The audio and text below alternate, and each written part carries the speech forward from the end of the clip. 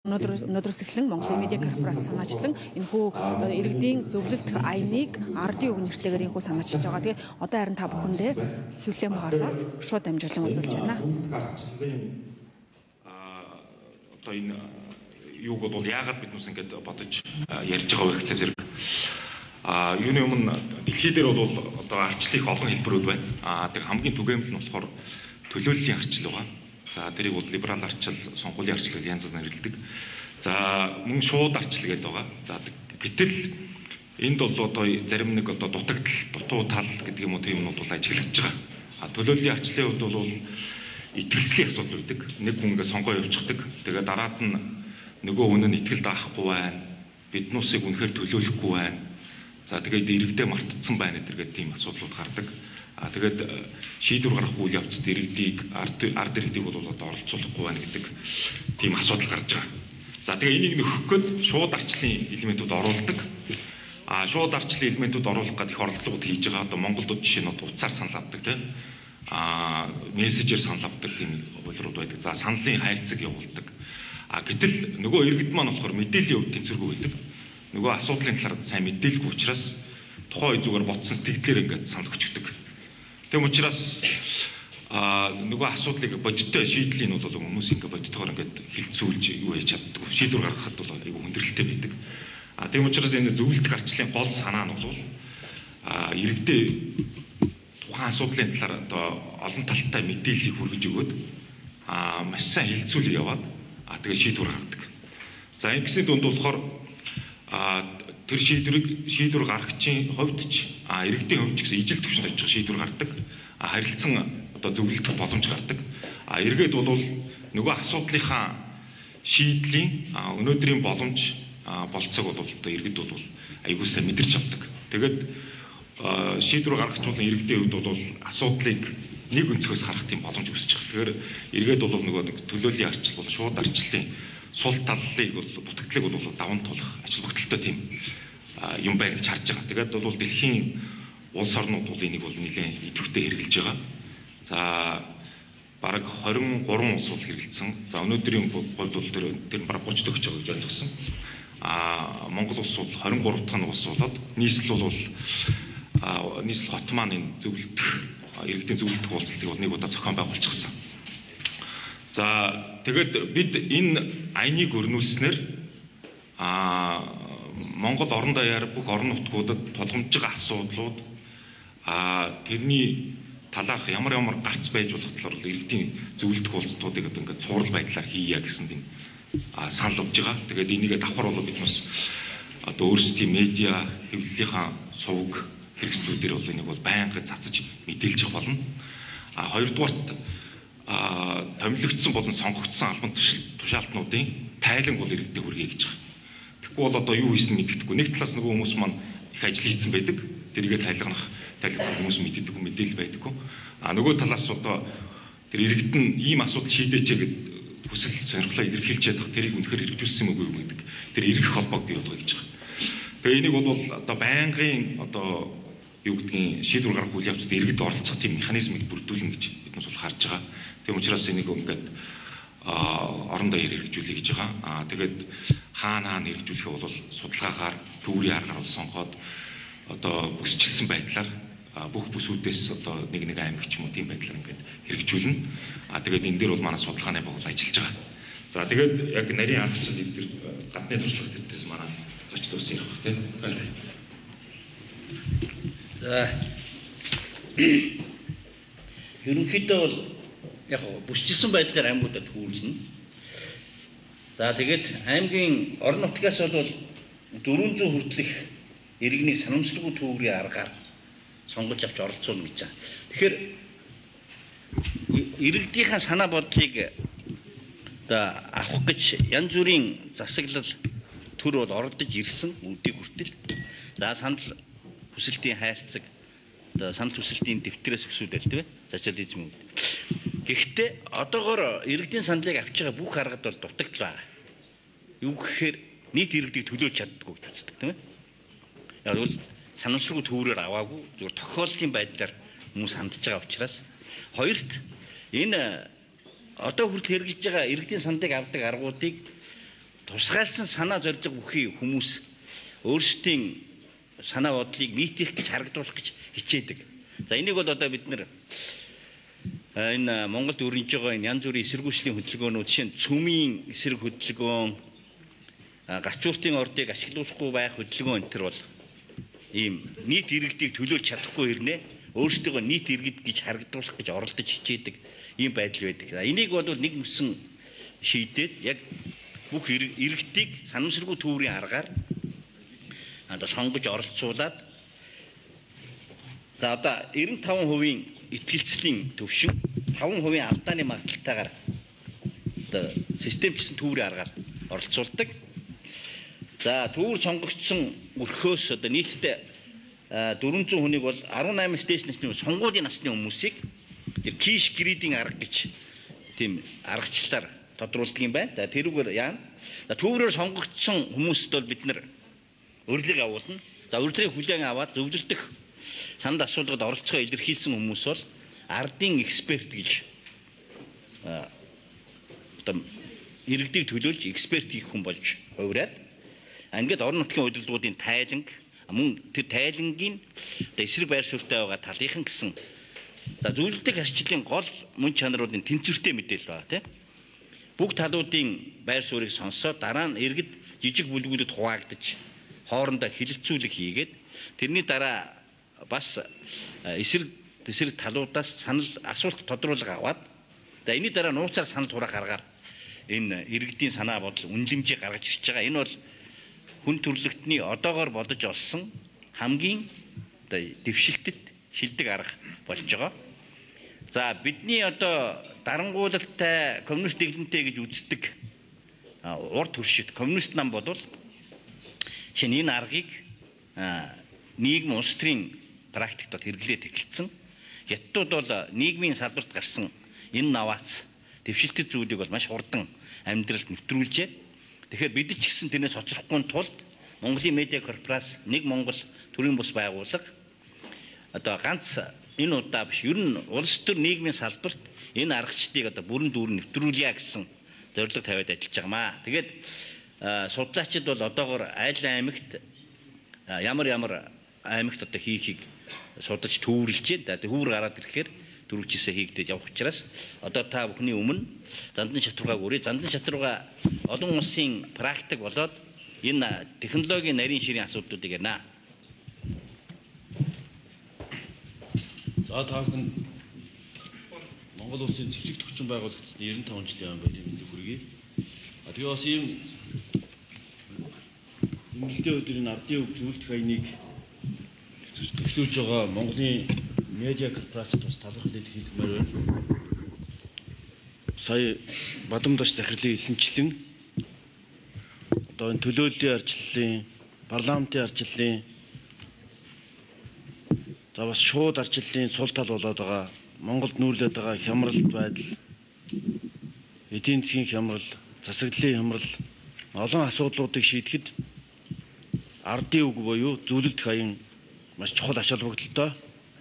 Тэгэхээр олон улсын туршлагаас үзэх юм бол энэ Стэнфордын их сургуулийн зөвлөлдөх арчлалын төлөө хүрээлэн гэж институт байдаг. За эндээс 23 улсад зөвлөлдөх санал асуулгыг зохион байгуулад байна. За одоо Америкийн нэгдсэн улсын Калифорниад одоо хайбрид арчилтаа буюу одоо төлөөллийн арчил, шууд арчил хоёрыг туршиж үзсэн. Тэгээ шууд арчиллаас энэ зөвлөлдөх арчил нь илүү юм байна. Хүмүүс ингээл сэтгэлийн хөдөлгөөнөөр мэдгүй асуудлын хадлаар 5-7 ч юм уу ингээд нарийн судлахгүйгээр мэдээлэлгүйгээр эмоцоор л санал өгөөд бухимдаал хоёр хуваагдал байдаг. Тэгвэл энэ асуудлуудыг хүмүүсийг мэдээлжүүлээд энэ ардын үгээр мэдээлэлжүүлээд тэгтээ тэнцвэртэй ийм аяныг өрнүүлж байгаа нь их чухал байт юм байна. Тэм учраас хэвлэл мэдээллийн салбартаа ч гэсэн энэ нийтдэг зарчим нийцдэг зүйл нь тэнцвэртэй мэдээлэл хүргэж орж шүү дээ. Айл нэг мэдээллийн төлөв мэдээллийг ингээд шахах юм уу хүчлэг биш.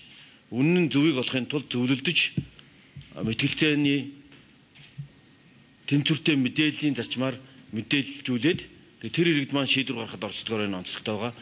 За энд одоо хамгийн сүүлийн жишээ гэхэд Гана улсад бол одоо бичиг үсэг тайлагдсан хувь 50 гаруй хувьтай тийм хүмүүс зөвлөлдөөд хамгийн мэрэгэн шийдвэрийг гаргаад ашиг сонирхлын зөрчилгүй дарга нар улс төрчдийн шийдэхээр нэг аль нэг нам бүлэглэл улс төрийн шийдвэрт оролцоод тэгээд ард түмний эрх шиг отохгүй шийдвэр гаргаад байсан гэсэн шүүмжил байсан бол ийм шийдвэр гаргаснараа усны асуудал олон асуудлыг шийдэж чадсан байдаг. Сая Бацаахан судлаач маань хэллээ. Одоо бүгд найрамдах хятад ард улс энэ нэг устраар зөвлөлт хороноос ахуулаад Си Цзиньпин даргын илтгэлд бүгд хурлаас ахуулаад за Шанхай хотын том төслийг хэрэгжүүлэхдээ ийм зарчмаар ард түмтэйгээ зөвлөлдөж хаана юу барих уу гэдгийг шийдэж дэд бүтцийн төмслүүдээр Зиго гэдэг хотод бас энэ тосхны хөгжлийн асуудлыг шийдэхдээ энэ аргачлалаар шийдсэн. Тэгээ хамгийн зөв зүйтэй арга юм байна арчлын гэж Хятадын коммунист нам бол жишээлбэл ингээд сонгож аваад том төслүүдээр хэрэгжүүлж байна. За үүнтэй нэг адилаар одоо энэ Сингапур улсад 5 сард Азийн зөвлөлдөх арчлалын хурал болно. Энэ Аз улсад хамгийн тохиромжтой арчлалын хэлбэр юм байна гэдгийг нэгтгээд Япон, Сингапур, Тайван, Хятад, Солонгос хэмжлэн Азийн тэргүүлэх арчлалтай өрнөд энэ зөвлөлдөх арчлалаар хөгжих арга ухааны тухай нэгдсэн юм хурал зөвлөгөөн эрдэмтдийн хурал зохион байгуулах гэж байна.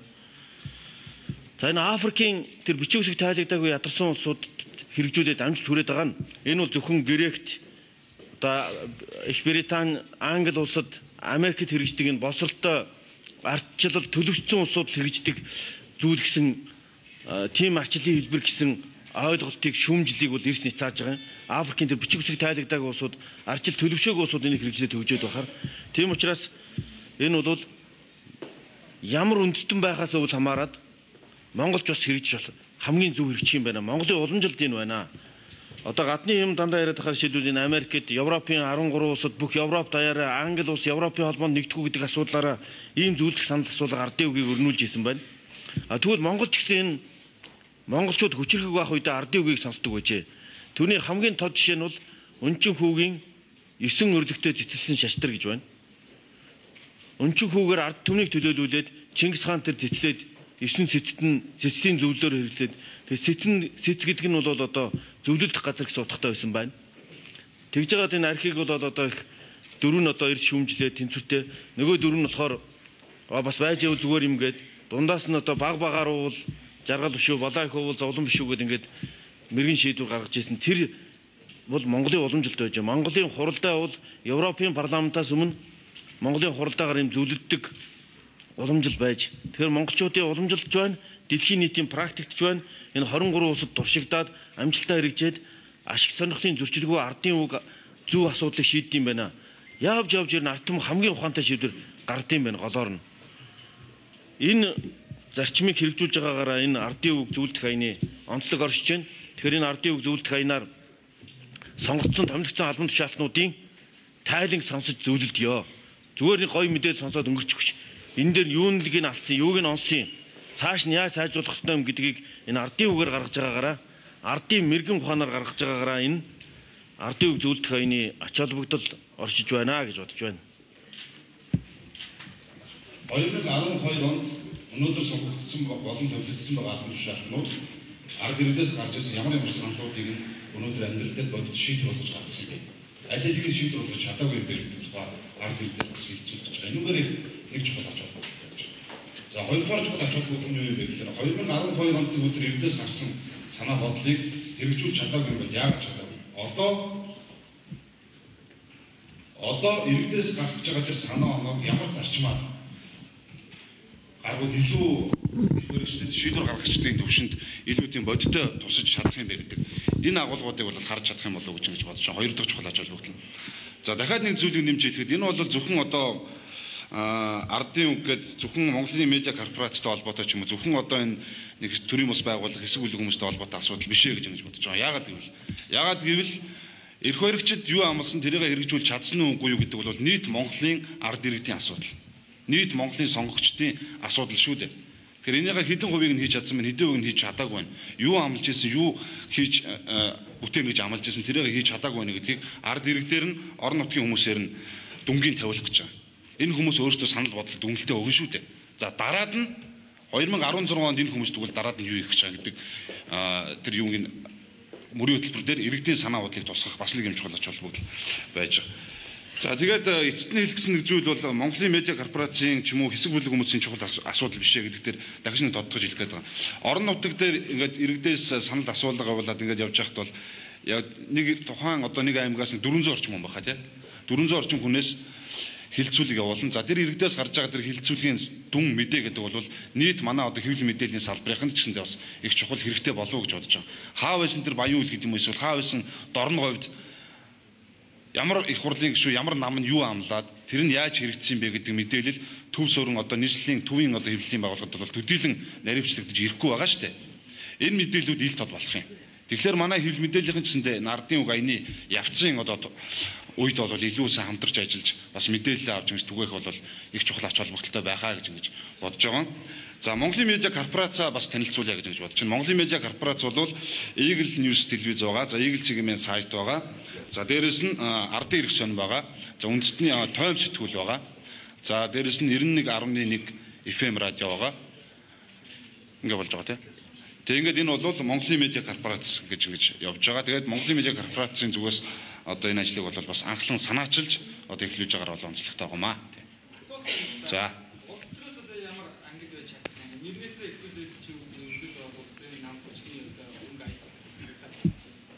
За. Тэгэхээр энд ямар ч улс төр байна. За Монголын зөвлөлтөг харьцлагын хорооны бүрэлдэхүүнийг та нар харах юм бол арчилсан нам Монгол ардын нам гэдэг янз бүр улс төрийн өсөлтөнд оролцсон байгаа. Гэхдээ чинь зөвлөлтөг харьцлагын үеэр иргэдэд бол хинч зүгчиг одоо нэг юм өдөртөмжийн төр өгдөг шүү дээ. Өөрсдөө шийд. Иргэд чөлөөтэй ингээ хоорондоо яриа мэдээлж хамгийн гол асуудал мэдээлж. А нөгөө талаар бид нар улс төрөөс ангид байх гэдэг нь ямар утгаар гэхээр за Монголын улс төрт одоо сүүлийн 10 жил үүсэж байгаа практик зөвшөлтсөл гэж тий. За зөвшөлтсөл 2004 оноос эхлээд бий болсон. За тэгээд зөвшөлтсөл бол шинэ фашизм юм аа гэж. Айн Рэндийн үгийг нэг хэсэг их явуулсан тийм үү. Одоо баг мартчихад байна.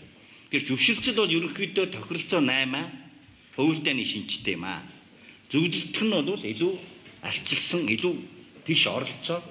Хамгийн гол нь орчин үед бол иргэдийн оролцоо. Тэдний одоо санаа бодол гэж юмыг шийдвэр тусгах гэж хамгийн чухал зүйл байгаа. Энийг л хангах байгаа учраас бид нар иргэдийн талд байгаа учраас энд ямар нэгэн улс төр бол байхгүй гэж байна. Иргэд сонгосон болон томилогдсон албан тушаалтныхаа тайлан зүгээр нэг юм өнгөтэй сайхан сэтгүүл телевизийн нэвтрүүлэг баягаар үзээд өнгөрөх биш. Тэрийг бодитоор хилэлцээд үнэлэх, дүгнэх боломжийг олгох гэж байгаа байхгүй. Тэгэхгүй ингээд би аягүй хэм хийсэн гэж яриад идэг. Хийсэн ч юм уу хийгээгүй ч юм уу тэрийг хэн үнэлэх вэ гэвэл эцээ эцэст тэр шийдвэрийн гол хэрэглэгч нь болсон иргэд үнэлнэ шүү дээ тийм үү. Тэрнээс засаг дарга ч юм уу иргэдийн хурлын дарга бол өөрсдөө маш сайхан гоё юм хийсэн гэж ярьсаар байгаа л сонгуул хүртэл ингээд дуусна шүү дээ. Ашгүй сайхан асуулт асуулаа. Энийг зүйлийг тодруулж хэлэх хэрэгтэй байсан марцсан байсан. Өнөөдрийн нуурд бас таны асууж байгаа асуултын хариулт утгаарч гэсэн тэр Батүл дарга нийслэлийн маргааш зөвлөлт хорооны одоо коучер буюу хамтарсан даргын хувьд оролцох байсан боловч ажлын улмаас оролцож чадахгүй болоод тэгээ намайг мэдлэгээ төвшүүлээрэй гэж өмнөөс хүссэн. Тэгэхээр нийслэлийн маргааш зөвлөлт хороонд бол ямар ч улс төрийн намаас ангиддаар энэ нийслэлд намгүй ард түмэнд амьдарч байгаа учраас нийслэлийн сайн сайхны төлөө эрүүл утаагүй сайн сайхан орчны төлөө иргэд зөвлөлдөж уулзаад ийм хийсэн. Тэнд бол одоо нам бус нам одоо Сүхчаргалмаагаа одоо Содомгоо Баабар одоо Цэнгүүн гээд олон хүмүүс ингэж байж идэг. Тэгш эртээ зөвлөлддөг, хэлцэх асуудал гаргаж ирдэг. Гомсронгоо Монгол Улсын их сургуулийн захирал Бат Эрдэнэ Дашандонгаа философийн эрдэмтэн за Баабар гэж олон адрес одоо нийтлэлж Сүхчаргалмаа гэх мэтлийн хүмүүсийн зөвлөх хороо бүрдүүлдэг, хамтарч даргалдаг бид хоёр. Тэгээ эндээс бол яг улсын эрх ашигын төлөө бүгд нэг зүгт харж байгаа юм чинь нэг монголчууд хамтарч ярилцаад ингэ шийдъя гэдэг ингэж л асуудлаа ярилцж байгаа гэсэн үг. Тийм учраас энд бол улс төргүй харин тайлангаа зөвлөдөө дараагийнхаа асуудлыг шийдэхэд энэ орноо. Тэгээ энэ ч утгаар маргааш бас одоо эрүүл мэндийн чиглэлээр элэг бүтэн Монгол гэсэн зөвлөлт арчлалын зөвлөгөөн болно. Тэгээ элэг бүтэн Монгол гэдэг бол элгээр өдөрт 5 хүн нас орд юм байна. Монголын өнгөлийн шалтгааны 2 дахь том шалтгаан бол элэг байна. 400 мянган хүн БЦ вирустэй байна. Энийг эмчлэх болцоо байна. Ингээм 48500 хүний аймаг одоо 2020 он 4 жилийн хугацаанд амрыг. Энд чинь бол одоо ямар нэг улс төр байхгүй өстой. Хүний элэгний хүчнийг эмчлэхэд энэ асуудлаар ингээд хилцүүлэг зохион байгуулагдана. За 4 сарын 9-нд урьдчилсан байдлаар төлөвлөж байна. Бас нийслэлийн дөрөвтэй болъё. Энэ асуудлаар ингээд зөвлөлтийг гэсэн асуудлыг нийслэлийн засаг даргын таман газар санаачлах гаргаад ингээд Азийн сан олон улсын байгууллагуудын зөвлөх хороо хилцээл ингээд явж байна. За өнөөдөр зөвхөн гадаад улсууд биш Монголд амжилтаа туршигдсан. Өнгөрсөн 12 сард болсон тэр нийслэлийн маргааш зөвлөлдөөнөөр хүмүүс метро 2 тэрбум доллараар метро барих юм бол ингээ харуухан зогсоолтой ийм мэдээлэлтэй болоод ирэхээр ингэсэн дор бол одоо ажлын байр бий болгодог. Энэ дагуулгад налаахад аж үйлдвэрийн парк байгуулж, барилгын материалын аж үйлдвэрийн парк байгуулах юм бол хүмүүс ажлын байртай болно, хотын утаа багасна, шинэ орон сууц бий болно, газрын ашиглалт нэмэгдэнэ.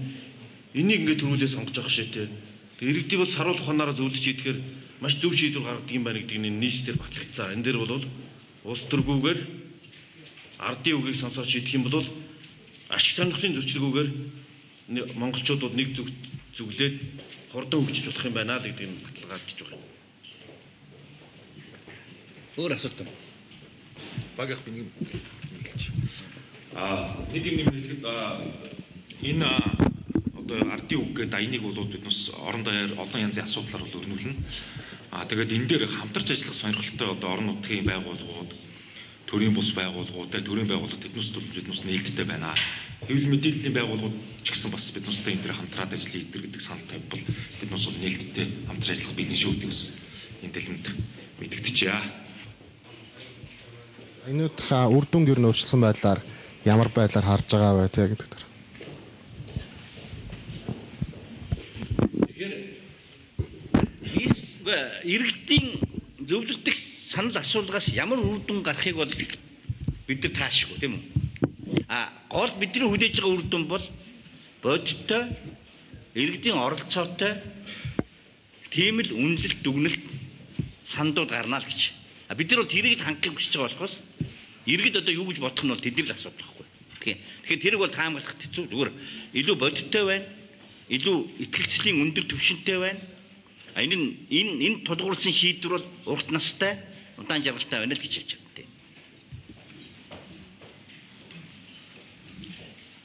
Нийслэлийн маргаашаа тусад нь хөвлийн баг хөрлөгээд тэрнийг бол зарласан. Төдийлэн саврыг бол тэр бол яг ардын үг бол ашиг сонирхлын зөрчилгүй хүмүүс бол зөвлөлтөд энэ саруулах ухаанаар хандахаараа дарганараас хамаагүй ухаантай шийдвэр гаргад юм байна гэдгийг батлагдж байгаа. Одоо ингэ зөвлөдөхгүй учраас хэрвээ энэ нарийн өргөн царгийг шийдсэн байсан бол Монгол улс эдийн засгийн хямрал өнөөдөр болохгүй байсан байж магадгүй. Тэгээ ард түмэн ингээл сэтгэлийн хөдөлгөөнөөр л яагаад байгуулгаас аль нь ч зөв аль нь ч буруу юм хүндээ зөвлөж ярилцааг байгаа шүү дээ. Жишээлбэл нэг ингээд сууж агаад аль аллынх нь мэдээллийг сонсоод тэнцвэртэй мэдээлэл аваад одоо нэг талаас нь 5-7 асуудлаар ихэд тэр ажлын хэсэг бацаахныхын үгийг сонсоод нөгөө талаас нь одоо ажлын хэсэг эрдэнэ чимгийнхэн үгийг сонсоод тэгээ ард түмэн зөвлөлдөөд тэгээ жижиг бүлгүүд хувааж байгаа 15-15-аар асуудлыг жижиглж нэгтэлж ярилцаад гүн чи үнэхээр үндэсний аюулгүй байдал яац эдийн засгт яац ингээд ярилцвал ард түмэн бол зөв шийдэл гаргаж байна. Тэгвэл тэр нь одоо аль нэг групп бүлэглэн шийдэх гээд байгаа юм биш. Ард түмэн шийддэг ийм зарчим руу орчих юм бол энэ үгийг сонсдог байхыг л зөвлөдөх аян гэж тодтогч байгаа. Тайлангаа хэлцгээр улс орны хөгжлийн том асуудлууд бид шийдээд явчих том гарц. Зүгээр нэг хин нэгний сонгох тухай асуудал шин том асуудлуудыг шийдэх гарцсан ч яригдж байна гэж одоо манай бацаахан үзэж байгаа юм байлээ. Тийм учраас олон нийтийн харилцааны дээд хэлбэр бол зөвлөлдөх арчил юм а гэж Джеймс Фишкин гэж энэ философийн үзэл баримтлалын эцэг онцлогч нь хэлсэн байдгийн байна лээ. Тийм учраас манай телевиз хэвлэл мэдээллийн хэрэгслийнх нэг бас энэ аянд улсынхаа маргаашийн төлөө одоо идэвхтэй оролцож хамтарч ажиллахыг уриалж байна.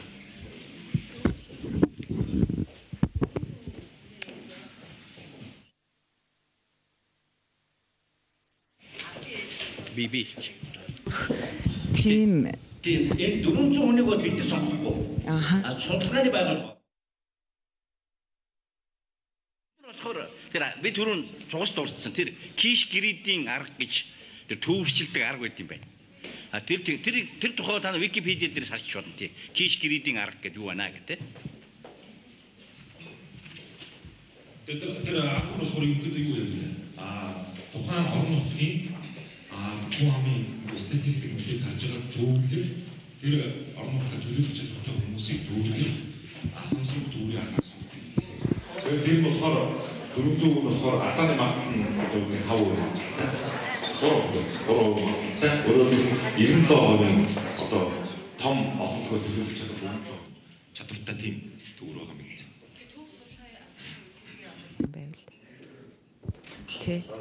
Яг ард тий зэрэгцээр оролцож болдог.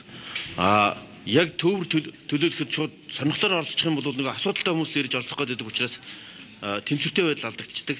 Тийм учраас яг ард түмнийг төлөөлөхийн тулд төвөр судалгааны аргаар хариу респондентуудаа сонгодог шиг одоо эмэгтэй 50% нь боловсрол, газар зүйн байршил бүх статистик аргачлалаар төврөө сонгоч нь ажиглагчаар оролцож болно. Мэдээллийн хяналт тавьж болно, оролцож болно. протокол байх бах л та дараа нь эргээд нөгөө шийдвэр нь яг одоо зөвлөлдөд гарсан шийдвэр хэрхэн үр дүнд хүрсэн тэр нөгөө асуудалтай гэдэг дээр эргэх одоо тийм холбоо байна гэсэн үү тий. Тэр нь яаж мэдээлэгдэх вэ бас? Тэр нь бид бас мэдээж энэ хурлын үр дүнгийн талаар ийм асуудал хэвчлээ хурлын болж байгаа үйлчлэлийн талаар бас мэдээлнэ. Тэгээд дараад нь сүүлд нь биднээс ерөнхийд ийм зөвлөмж хийж гарлаа гэдгийг бол өөрсдийн саналын асуугаад одоо нууц санал хураалт гэдэг харах юм. Сая бол нийслэлийн өдөр болсон шүү дээ. Аль хугацаанд үргэлжлэхийн одоо сонгуульд дуусаад болчих юм уу? Эсвэл ингээд ер нь цаашаа энэ төсөл ингээд явах юм? Би түрүүн яриад тусдсан. Бид нар нийгэм улсын салбарт энэ аргачлалыг бүрэн хэрэгжүүлээд арчлалын шин давлгаа болгож одоо хэм хэмжээ болтол нь одоо явнаа гэж. Тэрнээс энэ удаагийн сонгуул бидний зорилго биш. Дээр тэр ер нь бол зөвлөлтөг санал асуудлын бүх явцыг ил тод байлгаа. Мэдээлэл нээлттэй байлгаа. Зөвхөн иргэд сандаа өгөх явцад нууц болохоос бус нь ил тод байна гэж. Ер нь бол цаашдаа бидний бол алсын зорилго бол энийг институтчлээд ардын хурал шиг тийм институт болгоод байнга тийм зөвлөх ороотой байнга ардын үгийг сонсдог бүх шийдвэр гаргахад төр засгийн бүх шийдвэрийг гаргахад тухайлах юм бол авилгалыг өршөөх тухай хууль гаргахад тэр институт хэлцээд энэ хуулийг цуцалъя гэдэг шийдвэр зөвлөмж гаргадаг институт. Тийм болох руу одоо зорилго чиглэж байна. Одоо санхүүжилтийн асуудал нь яг зөвхөн энэ медиа групп өөрөө ингээ гаргаа явах юм уу? Энэ нь одоо бас өшөө олон улсын хэмжээнд төсөл хөтөлбөрөөр санхүүжигдэх үү? Ер нь бол биднээс энэ санхүүжилтийн асуудлыг судалж байгаа. Яг одоо Швейцарын хөтлөөр ажиллаж байгаа гадны нөгөө иргэдийн оролцоог тэмцээн төслүүд гадны байгууллага биднээс бол тийм тул санал мал болоод тавиад ярилцаад урьдчилсан байдлаар зөвлөө явж байгаа. Тэгээд тодорхой асуудлаар бол одоо юу гэдэг зарим газрууд болж ажиллаж байгаа. Яг урт хугацаанд бол одоо дэлхийн хөгжил үеийн газруудаас бол хэмжээний тусалцаад үзвэл авах. Мэдээж биднээс бол өөрсдийнхөө бас нэг зүйлийг ашиглана. Тийм байдлаар ажиллаж байгаа. Бас нэг юм мэдээлчихэд ард нийтийн санал асуулгаас юугаараа давуу гэдэг зэрэг түрүүн би ихэнд дурдсан. Хүмүүс бол нөгөө сэтгэл хөдлөлгөөнөөр ингээд асуулт ингээд хандлагыг хийж илэрхийлж тийм байл та. Тэгээд тэр Америкт нэг юм туршилт явуулсан. 1975 оны олон нийтийн албаны тухай хуулийн талаар та юу бодож байна гэдэг хүмүүсээс асуусан. Тэгээд хүмүүс болохоор дэмжихгүй гэнэ гэдэг янз бүр хариулждаг. Тэгээд баах шүүмжил өрнөө сонирмон дээр хүртэл яриад. Тэгсэн чи яс өмнө дээр тийм хууль ердөөс огт гараагүй. Тэгээд тийм байхгүй юм л хүмүүс ингээд санал илэрхийлээд байдаг. Гэтэл одоо жишээ нь биднээс одоо үндсүүлээр санал асуулга явуулаад энийг өгж байгаа юм хүмүүс бас сэтгэл хөдлөлөөр нөхөн шийдчих магадгүй байхгүй. Тэгээд тэр нь буруу шийдвэр болж магадгүй. Тийм учраас энэ мэдээллийг аягуулсаа мэдээлж үлдээд хилцүүлгийн явцаар ингээд шийдвэрлэх юм бол илүү тийм оновчтой шийдвэр гарах боломж өгнө. Тэгээд алстан бол одоо юу гэдэг орон нутгийн байгууллагууд тендер хүртлээ бол одоо манад ямар тендер хэрэгжүүлэх гэдэг энийг бол шийдэх боломжтой байх. Тэгээд энэ бол тий одоо байнгын механизм болох ёстой гэж биднээс хараад байгаа юм л та. Тийм учраас энэ бол тодорхой хугацааны юу биш ер нь нэлээд урт хугацааны аян гэж биднээс харж байгаа. За тэр санхүүжилтийн талаар товч дурдах. За өмнө нь болсон нийслэлийн зөвлөлтөг санд асуудлыг бол Азийн сан тэрэн дотор Австралийн засгийн газар онцгойлон дэмжсэн. Австрали бол зөвлөлтөх арчлалыг одоо хэрчимтэй нэвтрүүлж байгаа орнуудын тэргүүн игнэнд яваа.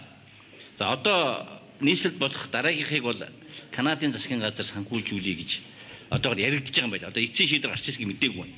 Энийг бол ерөнхийдөө ийм хөндлөнгийн их үүсвэр хандив юугаар л яахгүй бол энэ бол нэг бизнес биш учраас иймэрхүү их үүсвэр голдуу одоо санхүүждэг. Товчхондоо хэлэхэд бид нар бол зөвшөлдсөнөөс зөвлөлдсөн дээр гэдэг уриандаар одоо Монголын арчлалыг одоо улам төгөлдржүүлэх олон нийтийн санаа бодлыг шийдвэр гаргалтанд одоо бодитоор тусалдаг болохын төлөө энэ аяныг өрнүүлж байгаамаа. Та бүхний бидэнтэй хамтарч ажиллаарай гэж уриалж байна. Ээлжлээс та бүхэндээ Монголын медиа корпорац, санаачлан за нэгэн зүгт Монгол төрийн байгууллага болон зөвлөлтөх арчлалын хүрээлэнтэй хамтраад ардын үг зөвлөлдөх иргэдийн энэ анхүү аяныг эхлүүлж байгаа талаар хэвлэлийн байгууллага шууд дамжуул үзүүллээ. За Монголын медиа корпорацд бол одоо энэ байгууллагад орж байгаа Игэл телевиз, Игэл цэгийн ардын эрхт үндэсний тойм нэмэх 21 орон нутгийн сүлжээ, за FM 91.1 сошиал дээрээс нь ажиллаж байгаа. Тэгэхээр ардын үг аян маань одоо эдгээр одоо ММК-гийн мэдээллийн хэрэгслээр орохоос гадна за мөн одоо нэгэн зөвлөлт төрийн байгууллага болон зөвлөлтөх арчлалын одоо салбараар та бүхэнд хүрэх байгаа. Тэгэхээр зөвлөлтөх арчлалын талаар бид танд танилцуулсан. За манай одоо улс бол онлын хувьд арчлалын шууд одоо төлөөллийн элег зөвлөлт гэдэг арчлаадаг. За түрүүнд дурдсан энэ арчлалууд бол одоо төдийл нийгэмд хэрэгжихтэй үр дүнгээ сайн өгөөгүй байсан. Харин судалгааны үр дүндийн зөвлөлтөх арчлал маань иргэдэд ямар ач холбогдолтой талаараас судалсан байгаа. За энэхүү зөвлөлтөх арчлалын хүрээнд бол дэлхийн 20 орн өөрийнхөө оронд авч хэрэгжүүлсэн байгаа. Жишээлбэл урдхан бол Бүдэрм татварт бол дэд бүтцийн зөвлөлтөх арчлалаар шийдэж чадсан юм байна. За мөн төсвийн зарцуулалтаа хийж чадсан. Италид бол нийгмийн халамж, Японд бол одоо хот төлөвлөлт, Европын холбоонд бол цагуурын өөрчлөлт, ажилгүйдлийн талаар, Австрали, Англид бол цагаачлалын асуудал зэрэг энэ зөвлөлтөх арчлал буюу эргэн төвтэй энэ иргэдийг оролцуулж, иргэдтэй зөвшөлдсөх бус зөвлөлтөх хэлбэрээр шийдэж чадсан юм давуу талуудтай байна. Тэгэхээр өнөөдрөөс эхлэн Монголын медиа корпорац энэхүү аяныг эхлүүлж байгаамаа. Хэвлэлийн байгууллагаас Игэл телевиз танд шууд дамжуул үзүүллээ.